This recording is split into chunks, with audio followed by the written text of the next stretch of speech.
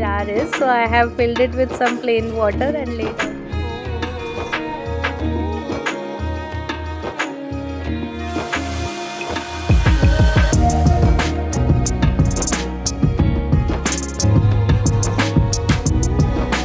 Hello everyone, नमस्ते। Welcome to flavoured with love by Priyanka. I hope आप सब बहुत अच्छे हो और आप सबको हैप्पी अष्टमी और हैप्पी राम नवमी।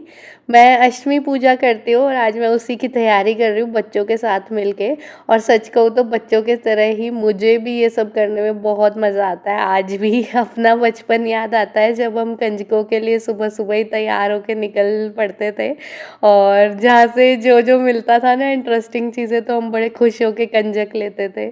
इस बार मैं ना ये एक्टिविटी पैड्स लेके आई हूँ। मुझे ईस्टर सेक्शन में बहुत अच्छा अच्छा सामान मिला वॉलमार्ट के, तो मैं भी कंजकों के लिए बहुत अच्छी अच्छी चीज़ें लेके आई हूँ। एक एक्टिविटी सेट है, कुछ बोज है, कुछ गेम्स हैं और हमेशा ही बच्चे मेरी मदद करते हैं। और मुझे ना ये क्यूट से फेवर बैग्स भी मिले, ये भी ईस्टर सेक्शन में ही मिले, काफ़ी रीजनेबली प्राइस थे। अंडर $2 6 बैग्स थे। तो मुझे क्यूट भी लगे देने के लिए ना, फ्लावर फ्लावर स्प्रिंग जैसा पैटर्न है इन पे। और हम एक्चुअली मंदिर जाकर कन्या पूजन करते हैं। और यहाँ पर ना मुझे यूएस में समझ नहीं आ रहा, सारे फेस्टिवल्स एक दिन पहले मना लेते हैं ये लोग। तो अष्टमी है तो कल, बट यहाँ आज ही मनाई जा रही है हमारे पास वाले मंदिर में। तो मैं भी आज ही दे आऊँगी, लेकिन मैंने जैसा कि आपको पता है सारे फास्ट रखे हैं, तो मैं कढ़ाई कल ही रखने वाली हूँ। तो आज मैं बस सूखी कंजक दे आऊँगी वहाँ जाके बच्चों को। और ये देखो मैं ना स्टैकेबल क्रेयॉन भी लेके आई बच्चों के लिए। ये मुझे बड़ा ही इंटरेस्टिंग लगा, ऐसे स्प्रिंग वाले फ्लावर्स के शेप में है, इन पे कैप भी है। और बच्चे मेरे साथ ही पैक कर रहे हैं। मैं कितनी भी बड़ी हो जाऊँ बट ऐसी क्यूट क्यूट चीज़ें ना मुझे बड़ी क्यूट लगती है, मतलब इंटरेस्टिंग लगती है, मज़ा आता है। मैं पिक करते हुए भी खूब टाइम लगाती हूँ और ढूंढ ढूंढ के पिक करती हूँ ऐसी सुंदर चीज़ें।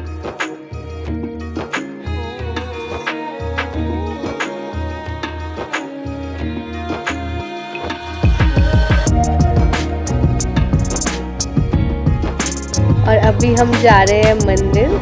जैसा कि मैंने बताया ना, हम मुझे खैर ये तो बहुत अच्छा लगता है कि एक साथ कन्याएं मिल जाती हैं, 9 की 9 और पूजा हो जाती है। वरना यूएस में रहकर घर में 9 कंजकें अरेंज करना थोड़ा मुश्किल ही है। जिस एरिया में हम रहते हैं ना, वहाँ तो इंडियंस भी ज़्यादा नहीं है, तो ये मंदिर वाला सिस्टम काफ़ी अच्छा लगता है मुझे कि एटलीस्ट यहाँ पर ना मुझे एक साथ पूजा करने के लिए 9 कन्याएं मिल जाती हैं। चलिए मैं आपको भी माता रानी के दर्शन कराती हूँ, आप भी आशीर्वाद ले लीजिए।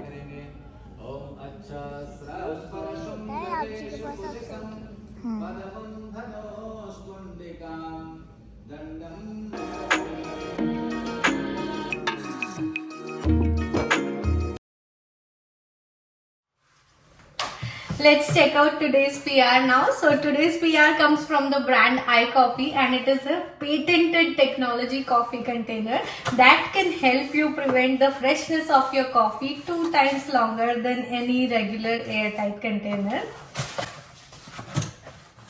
The reason behind this is their one-way exhaust technology that helps to release the inside gases automatically, only out and not in. The 360-degree vacuum seal technology helps to prevent any moisture from going inside. The thick silicone ring also helps in the same purpose. The material used to make the jar is high quality borosilicate glass, which is food safe as well as temperature resistant. I simply love this one hand operation. Do you see how easily I'm able to open and close it with my 2 fingers alone? Let's test the lid, that how good the vacuum seal technology in this jar is. So I have filled it with some plain water and laid out a tissue underneath, and I'm shaking it. You can see how I'm putting it through a good test. I'm shaking it very rigorously, but still no single drop of water came out of this jar. The high quality borosilicate glass also makes it temperature resistant, so it is microwave safe, as well as you can put it into dishwasher for deep cleaning, and hard to reach areas can be cleaned in dishwasher easily. The smoky grey color of the glass is chosen mindfully so that the coffee beans and anything kept inside won't oxidize, because no sunlight is going to reach inside. It is not just great for storing coffee beans, in fact you can store anything that you want to remain crispy, like snacks, perfect for snacks, perfect for tea and coffee beans as well. iCoffee is celebrating Easter at their page and they are selling their jars at 50% off already for a limited time period, and I have a 15% extra discount code for you. So don't forget to check out the link in the description below.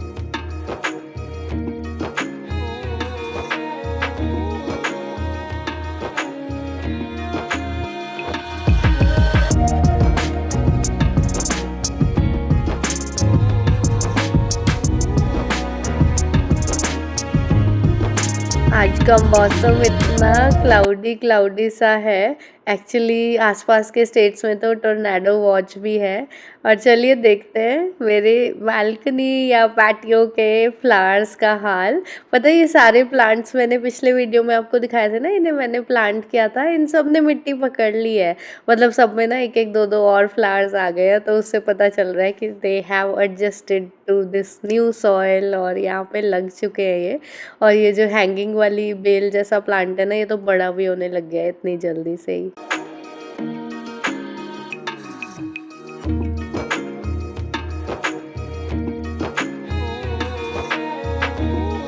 और चलो मैं आपको दिखाती हूँ Atlanta के famous pollen के हाल। यहाँ पर हर रोज़ डस्टिंग करो ना तो भी इतना ज़्यादा आजकल पोलन आ रहा है। इतना सीज़न है पोलन का कि हवा के साथ उड़ उड़ कर सारा पोलन आ जाता है और पैटियो में ऐसा लगता है जैसे पता नहीं कब से डस्टिंग नहीं की है। लेकिन ये ना पोलन है, अभी ये सीज़न ही चलेगा अगले 1 महीने तक, और अटलांटा तो फेमस है। और इस पोलन की वजह से बहुत सारी एलर्जीज़ भी होती है। आज आपको मेरी आवाज़ में भी वही एलर्जी नज़र आ रही, आई मीन सुनाई दे रही होगी। तो सीजनल एलर्जीज चल रही है घर में, सभी को ही टर्न बाय टर्न, बच्चों से शुरू होती है और फिर सबको आ जाती है ना, वही वाला सीज़न चल रहा है। खैर अभी ना मैं आ चुकी हूँ नहा धो के, बाल धो के, प्रसाद बनाने के लिए किचन में। नहाने से पहले ही मैंने इंस्टेंट पॉट में काले चने उबलने रख दिए थे और वो उबल चुके हैं। लेकिन मुझे लगा कि शायद इस बार मैंने ना 18 मिनट्स कम पड़ जाएगा, तो मैंने 5 मिनट्स के लिए और चला दिया। इंस्टेंट पॉट मैंने रिसेंटली यूज़ करना शुरू किया ना, तो मैं थोड़ा सा उसकी R&D करती रहती हूँ आजकल। और साथ ही ना मैं लंच के लिए भी करी वाले छोले भी बनाऊँगी, तो उसका तड़का भी मैंने शुरुआत में साथ ही रख दिया। मेरी मम्मी हमेशा ही ऐसे करती थी, तो फिर मुझे भी आदत पड़ी हुई है। कंजकों के दिन ना सुबह सूखे वाले छोले और पूड़ी, और दिन में बनते हैं करी वाले चने और चावल। तो वो एक ट्रेडिशन सा चला आ रहा है। तो मैंने इसलिए काले चने ज़्यादा ही भिगोए थे, और लंच के लिए भी उनका तड़का मैं साथ साथ ही लगा दूँगी। और तड़का सात्विक वाला ही लगाऊँगी क्योंकि ऑफ कोर्स चने इज़ अ पार्ट ऑफ प्रसाद आज। और वही हींग, जीरा, टमाटर, अदरक, हरी मिर्ची वाला तड़का लगा रही हूँ। और अब मैं साथ में कर रही हूँ हलवा बनाने की तैयारी। हलवा बनाने के लिए ना मेरे को यही सबसे इजी टू रिमेम्बर भी लगता है, और अच्छा हलवा बनता है इससे, बहुत रिच और टेस्टी। इक्वल मेजर यूज़ करती हूँ मैं, इक्वल पार्ट घी, चीनी और सूजी का। आटे में बिल्कुल इक्वल, और सूजी में ना थोड़ी सी सूजी एक्स्ट्रा डलती है क्योंकि ये घी कम पीती है आटे के कंपैरिजन में। आटा सारा घी कंज्यूम कर लेता है, और सूजी ना मैं जैसे 1 कटोरी घी डल रहा है तो सूजी 1.25 कटोरी डालूंगी। और शुगर कभी 1 कभी 1.25, वो डिपेंड करता है आपको कितनी स्वीटनेस चाहिए उसके हिसाब से। और इसको अच्छे से भूनती हूँ। काफ़ी देर लगती है सूजी भूनने में, कम आंच पे इसको भूनना चाहिए। और आराम से जब तक ये भूनती रहेगी मैं अपने इधर उधर के बाकी के काम करती रहूँगी, बीच बीच में आके इसको चलाती रहूँगी। और साथ ही हलवे के लिए ना, ताकि हलवे में गांठें ना पड़े, और हलवा ना बहुत ही क्विक और आसान होता है बनाना। खैर जब नई नई शादी हुई थी, पहली बार माता का प्रसाद बनाया था, तब तक खुद पे इतना डाउट था। लेकिन ना मेरे भैया ने मुझे पता कैसे इनकरेज किया था। भैया ने बोला कि प्रसाद तो हमेशा ही अच्छा बनता है, तू बिल्कुल चिंता मत कर, बस फॉलो कर जो मम्मी बोल रही है। और ऐसे ही हुआ था। पता है प्रसाद काफ़ी टेस्टी बनता है क्योंकि भावना प्योर होती है ना, उस दिन हम सब अच्छे अच्छे फीलिंग्स के साथ कुक कर रहे होते हैं, तो अच्छा ही बनता है प्रसाद। और मेरे को ना ये वाला तरीका बहुत ईजी लगता है। मैंने साथ में ना 4 टाइम्स वाटर, मतलब वही सेम मेजर 4 कटोरी पानी उबलने रख दिया चीनी मिक्स करके। तो इस तरह से हलवे में कोई गांठें भी नहीं आएंगी। और जब तक पानी उबल रहा है, सूजी भून रही है, यहाँ मैं पूड़ियों के लिए आटा लगा दूँगी स्टैंड मिक्सर पे। और अब ये पानी गर्म हो चुका है, बस चलाते हुए इसे मिक्स कर देंगे।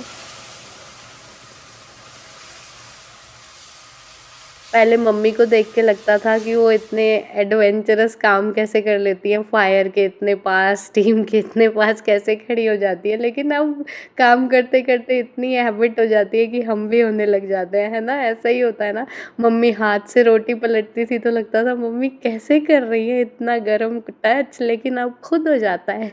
मम्मी हमेशा यही कहती थी हाथ पक जाएंगे, हाथ पक जाएंगे, और अब सच में पक गए इतना काम करते करते ना। और यहाँ मैं सिर्फ हलवे में बादाम डाल रही हूँ क्योंकि मुझे पर्सनली यही ज़्यादा पसंद है। बाकी किशमिश वगैरह हलवे में, खीर में डली हुई मुझे ज़्यादा अच्छी नहीं लगती, तो मैं बादाम ही डालना प्रेफर करती हूँ क्रंच के लिए। और बस इसके बाद हलवा फटाफट अपनी कढ़ाई छोड़ देता है, और ये सबसे इजी तरीका है हलवा बनाने का।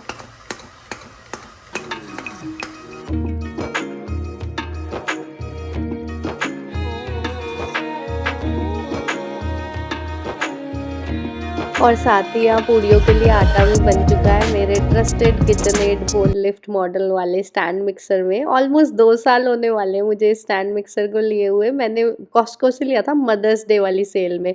तो ये ना कॉस्को में 2 बार ही सेल पे जाता है, अगर आप भी लेना चाहते हो ना तो सेल देख के ही लेना, सबसे बेस्ट प्राइस मिलता है उस समय। अराउंड आई थिंक टू 260 या $290 का मिल जाता है सेल में, ये बेस्ट प्राइस मतलब इसका। और वैसे प्रिंट प्राइस तो आपको पता ही है, आई थिंक 500 के आसपास है। और यहाँ बन रहे हैं सूखे छोले। मैं प्रसाद में ना सब चीज़ों में घी का ही तड़का लगाती हूँ, और बस वही जीरा, हींग, मिर्ची, हल्दी, धनिया, वो सब डाल के मैं ना छोले इसमें डाल रही हूँ। और साथ ही थोड़ा सा छोलों का पानी भी डाल दूँगी ताकि अच्छे से पके। ये छोलों के पानी के साथ ना इनको थोड़ा सा कवर करके पकाएंगे तो मसाले इनमें अच्छे से कोट हो जाएंगे सारे, और छोले बहुत टेस्टी बनेंगे। फिर ढक के बस 5 मिनट जैसा पकाना है, एंड देन डन।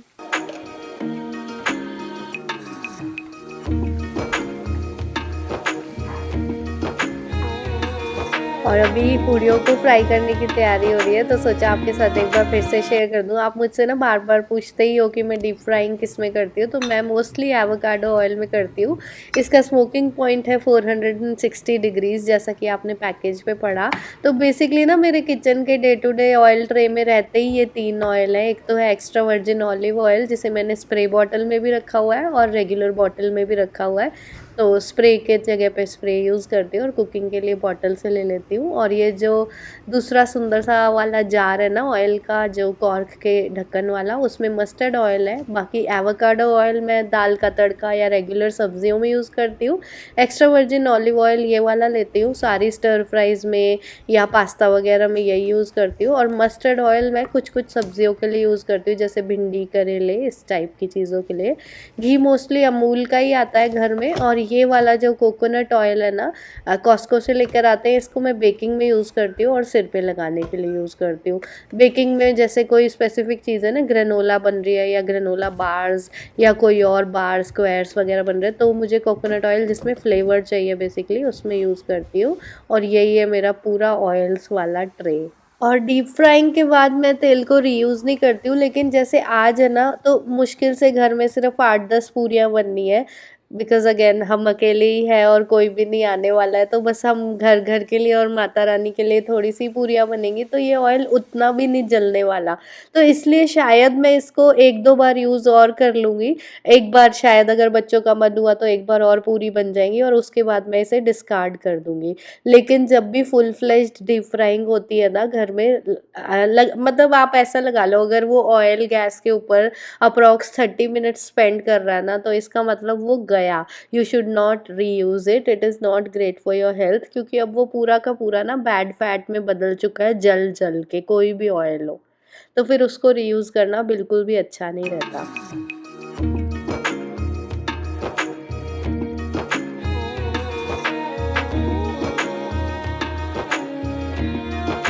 सुबह से ही बहुत सारी बारिश हो रही है, एंड आई रियली होप ये टोर्नाडो उतना डिस्ट्रक्टिव ना हो।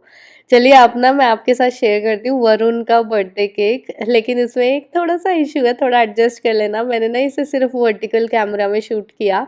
पहले मैंने सोचा था सिर्फ़ रील बनाऊँगी इससे, लेकिन बाद में आज आज के वीडियो के लिए ना मैं बहुत ज़्यादा शूटिंग नहीं कर पाई अगेन बिकॉज़ ऑफ एलर्जी। तो मैंने सोचा मैं ये केक की रेसिपी शेयर कर देती हूँ। ये ना लेमन ब्लूबेरी केक है, बहुत टेस्टी बना था। लास्ट वीक वरुण का बर्थडे था और बच्चे तो अपने बर्थडे में मुझे एक्सपेरिमेंट करने नहीं देते, वही क्लासिक चॉकलेट या वनीला केक बनता है। तो वरुण के बर्थडे में ना मैंने थोड़ी सी लिवरेज ली और ये अच्छा सा फ्लेवर वाला केक बनाया था। मेरा तो फास्ट था बट वरुण को काफ़ी अच्छा लगा and I am super happy कि उन्होंने 3 या 4 दिन में ना इसको थोड़ा थोड़ा करके पूरा खा लिया। छोटा इसीलिए बनाया था क्योंकि मुझे पता था बच्चे ये वाला फ्लेवर नहीं खाने वाले। अच्छा, रेसिपी की ना बिल्कुल भी चिंता मत करना, प्रोसेस तो आपको ये दिख ही रहा है ना। मैंने दही, चीनी, वनीला एक्सट्रैक्ट, थोड़ा ऑलिव ऑयल और यहाँ पे मैं लेमन जेस्ट ले रही हूँ। इसमें लेमन को ना हल्के हाथ से थोड़ा ग्रेट कर रही हूँ ताकि इसका वाइट पोर्शन ना निकल आए, सिर्फ ऊपर का लेमनी पार्ट निकले, ये येलो वाला, क्योंकि वाइट पोर्शन थोड़ा कड़वा होता है। तो आप हल्के हाथ से ग्रेट करना चारों तरफ से और लेमन जेस्ट ले लेना और 1 टेबलस्पून लेमन जूस। इन सबको अच्छे से मिक्स करके इसमें ड्राई इंग्रेडिएंट्स डालेंगे और इसकी पूरी रेसिपी ना इंग्रेडिएंट्स कप्स में भी और ml और ग्राम्स में भी मैं स्क्रीनशॉट छोड़ रही हूँ right after I put this cake in the oven. आपको वीडियो में ही स्क्रीनशॉट लेने को मिल जाएगा, ठीक है। मैं आपसे ना फॉलो करूँगी ये रूल, कभी भी आपको रेसिपी के लिए तंग नहीं करूँगी and I make sure and make it a point to share a screenshotable recipe.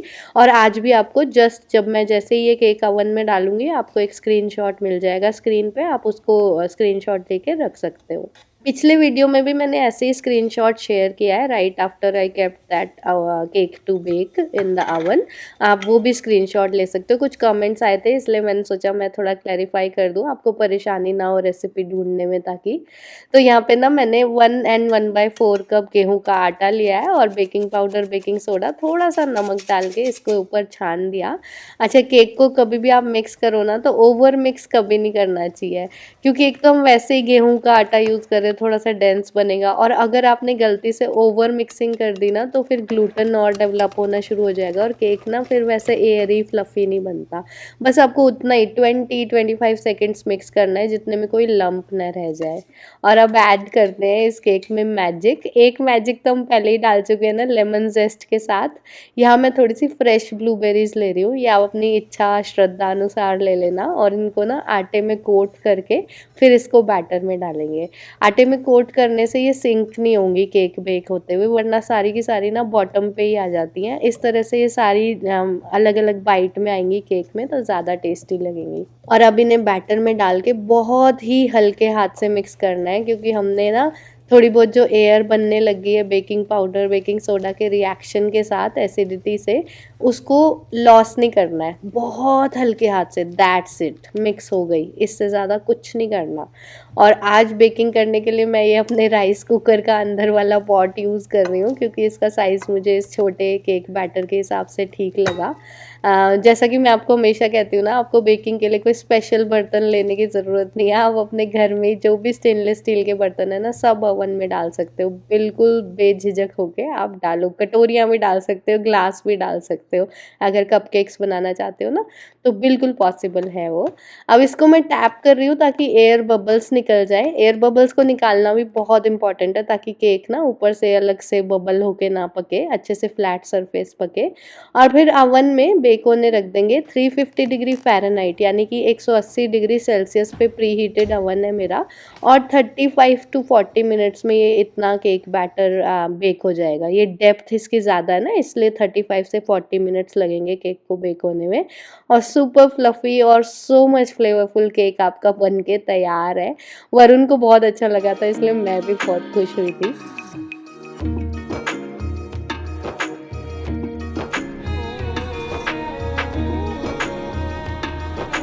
चलिए इसी केक के साथ इस वीडियो को मैं यहीं तक रख रही हूँ। आई होप आपको वीडियो अच्छी लगी होगी। मुझे ज़रूर कमेंट्स में बताना आपका फेवरेट पार्ट क्या था।